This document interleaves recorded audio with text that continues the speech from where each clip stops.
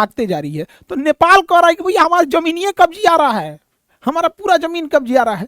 और नेपाल का यही एरिया जो नीचे का थोड़ा सा है ना खेती लायक है, बाकी तो पहाड़ है, कह रहा है कि भैया यही एरिया खेती लायक है, नदियाँ इधर भाग रही है, नदी को रोको, स्टॉप, लाल झंडा लगाओ यहाँ पे, स्टॉप।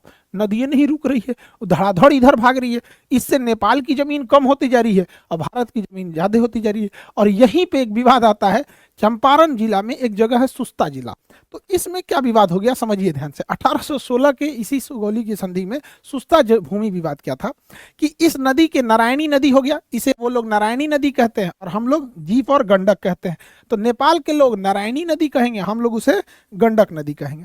यहाँ जो सुस्ता जगह था, एस से शॉर्टकट में लिख देते हैं सुस्ता, तो ये जगह सुस्ता था, ये नेपाल में आता था, नेपाल में था ये जगह सुस्ता। लेकिन हुआ क्या कि 50-60 साल बाद ये नदियां इधर घूमने लगी और घूमते घूमते ये नदी जो पहले इधर से जा रही थी वो घूमते घूमते घूमते घूमते इधर चल गई। अब भैया नेपाल तो उस पार होता है, तो एक समय था जब सुस्ता नदी इधर थी, वही सुस्ता शहर नेपाल में था। अब ये नदियां ऐसे घूम गई है, नदियां ऐसे घूम गई यहाँ पर।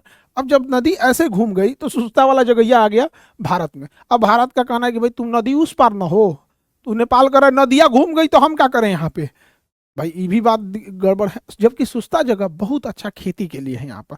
तो ये दोनों के बीच में अभी विवाद है, हालांकि इसे मिल बैठ के अच्छे से समझा लेना चाहिए।